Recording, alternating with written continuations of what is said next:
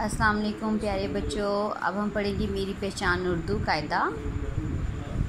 मैं आज आपको मिलवाऊंगी एक नए हर्फ से।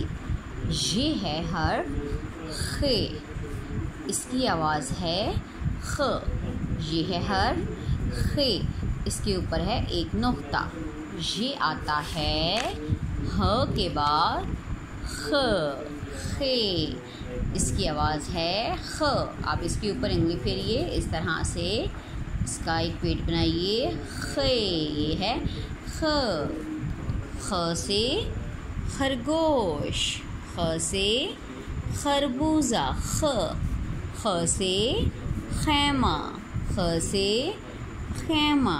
ठीक है, अब हम आपको नज़म सुनाएंगे।